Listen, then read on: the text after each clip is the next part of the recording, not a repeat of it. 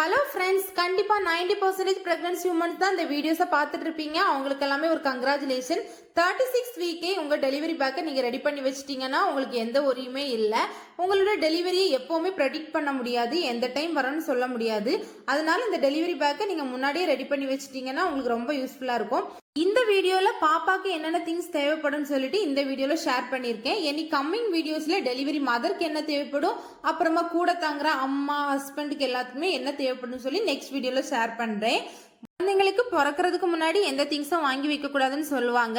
ஆனா நான் வாங்கி வச்சதுனால எனக்கு எப்படி யூஸ் ஆச்சுன்னா, தூத்துக்குடியில வெள்ளம் வந்துருச்சு. வெள்ளம் வந்த 4th டே தான் எனக்கு டெலிவரி ஆச்சு.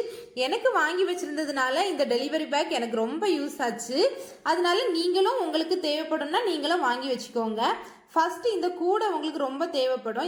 இந்த கூடை எனக்கு எங்க கிடைச்சுன்னா கவர்மெண்ட்ல தான் கிடைச்சிருந்து. RCH நம்பர் வாங்குறதுக்காக வேண்டி சத்துணவுல பதிவு பண்ணி வச்சிருந்தேன்.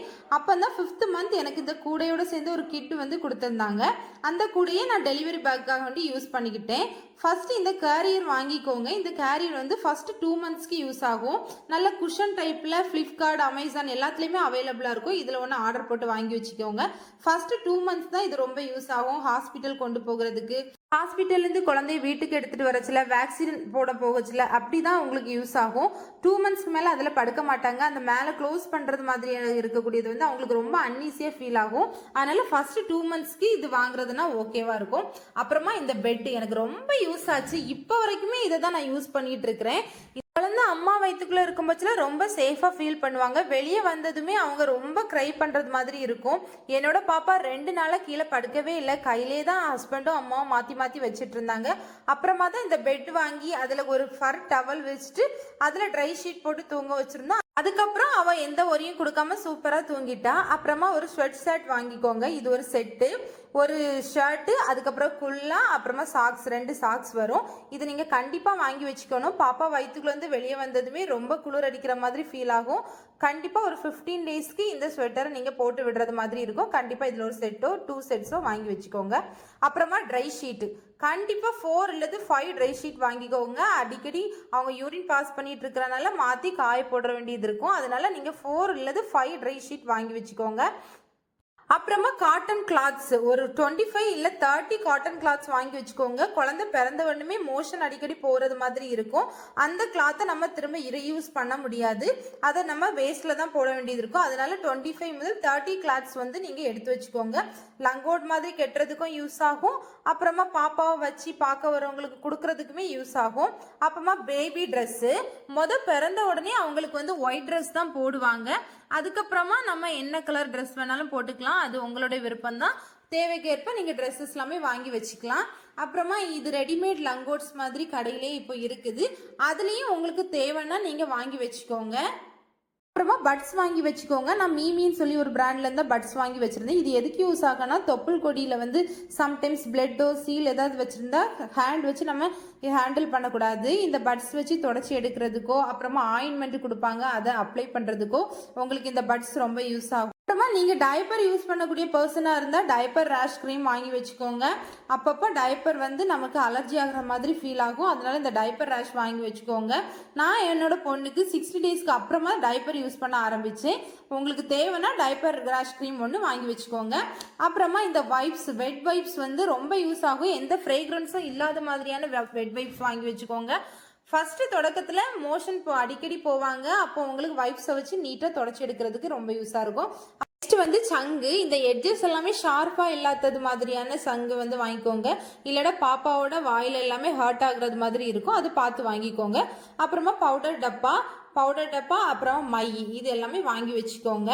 அப்புறமா ஃபர் கர்ச்சீப். இது உங்களுக்கு எதுக்கு யூஸ் ஆகுன்னா, நீங்க ஃபீட் பண்ணிட்டு தோல்ல அப்படி பாப்பாவை கடத்தும் போச்சுல நைட்டிஸ்ல இருக்கக்கூடிய டிசைன்ஸ் எல்லாமே பாப்பாவுக்கு ஏதாவது டிஸ்டர்பன்ஸ் ஆகும். அதனால இந்த ஃபர் கர்ச்சீப்பை நீங்க ஷோல்டர்ல போட்டு பாப்பாவை ஷோல்டர்ல அப்படியே படுக்க வச்சுக்கலாம். அப்புறமா இந்த டவல் எனக்கு ரொம்ப இப்போ வரைக்குமே யூஸ் ஆகுது. வந்து மைக்ரோ ஃபைபர் கிளாத், ரொம்ப சென்சிட்டிவா இருக்கும். ரொம்ப சூதிங்கா ஃபீல் பண்ணுவாங்க.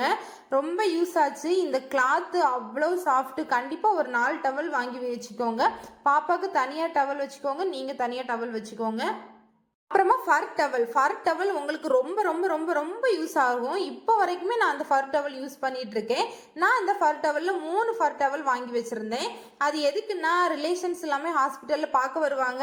அவங்களுடைய கையை வச்சு நம்ம ஹேண்டில் பண்ணும்போதுல பாப்பாவுக்கு உடம்பு வலிக்கிறது மாதிரி இருக்கும். இந்த ஃபர் டவல்ல வச்சு நம்ம கொடுத்தோம்னா பார்க்குறவங்களுக்குமே ஈஸியா இருக்கும், பாப்பாவுக்குமே ஈஸியா இருக்கும். அப்புறமா ஒரு ஃபர் டவல் எப்படி வாங்கணும்னு சொன்னா குள்ளா அட்டாச் பண்ண மாதிரியான ஒரு ஃபர் டவல் வாங்கிக்கோங்க. அப்புறமா நார்மல் ஃபர் டவல் 2 வாங்கி வச்சுக்கோங்க.